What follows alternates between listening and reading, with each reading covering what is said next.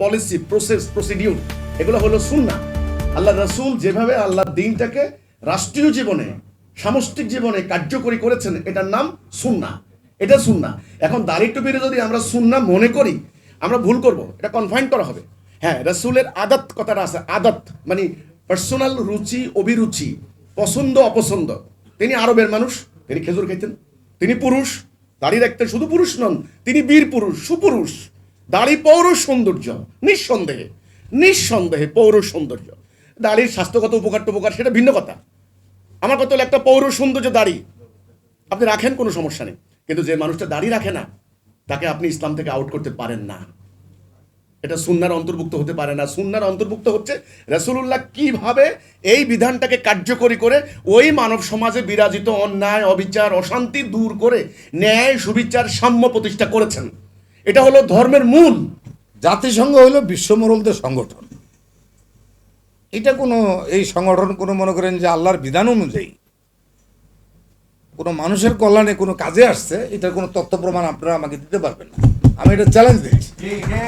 মালয়েশিয়ায় প্রত্যেকটা মুসলিম মেয়ে স্কার্ফ পরে, সেই স্কার্ফের বিরুদ্ধে কিন্তু কেউ কিচ্ছু বলে না।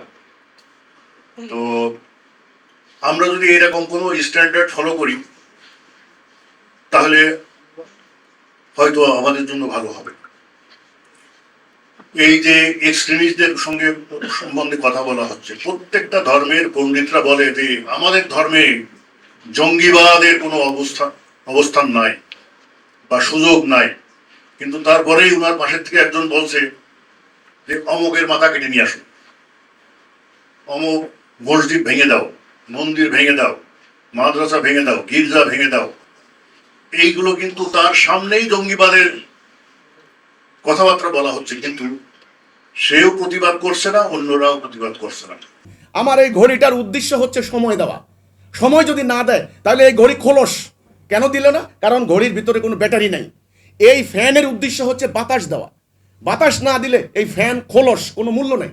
ধর্মের উদ্দেশ্য হচ্ছে ন্যায় বিচার, মানবতা, মানবাধিকার, সাম্য, rule of law, rule of justice. এটা হলো ধর্মের মূল। যেই সমাজে এই শান্তি, ন্যায় বিচার, প্রগতি নাই, ওটা ধর্ম না, ওটা ধর্মের নামে খোলস।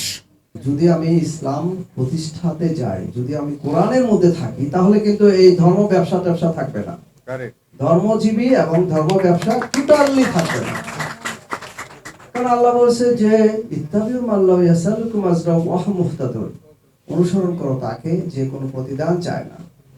আপনি দেখেন সূরা আশ-শুআরাতে 6বার আল্লাহ বলেছেন, সমস্ত রাসূলগণ বলে গেছেন আমি কোনো প্রতিদান চাই না, আমার প্রতিদান একমাত্র প্রতিপালকের কাছে।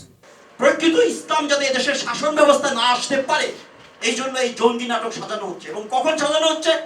যখন পার্শ্ববর্তী পশ্চিম কলকাতায় মসজিদ ভেঙে দিচ্ছে, মুসলমানদেরকে নির্যাতন নিষ্পেষণ করছে, একটা গরু নিয়ে গেলে তাকে পিঠে মেরে ফেলতেছে। মানে এরা হচ্ছে ধর্মীয় উগ্রবাদ। আমরা আহ্বান জানাতে চাই যে বাংলাদেশে যে উগ্রবাদ, ধর্মের নামে উগ্রবাদ, সাম্প্রদায়িকতা, সন্ত্রাসবাদ যেভাবে মাথা ছাড়া দিয়ে উঠছে, একটা উগ্রবাদী গোষ্ঠী চেষ্টা করছে বাংলাদেশের স্থিতিশীলতা, উন্নয়ন, অগ্রগতিকে বাধাগ্রস্ত করার জন্য। সেটাকে মোকাবেলা করতে হলে আমি মনে করি এদেশের যারা দেশপ্রেমিক জনগণ আছেন, যারা শান্তিপ্রিয় মানুষ আছেন, ধর্মপ্রাণ মানুষ আছেন, মোমেন বান্দা আছেন, ইমানদার, আমি মনে করি তাদের প্রত্যেক মানুষকে দল, মত, ধর্ম, বর্ণ নির্বিশেষে তাদেরকে ঐক্যবদ্ধ হতে হবে। ঐক্যবদ্ধ হয়ে এই উগ্রবাদের বিরুদ্ধে আমাদেরকে লড়াই করতে হবে।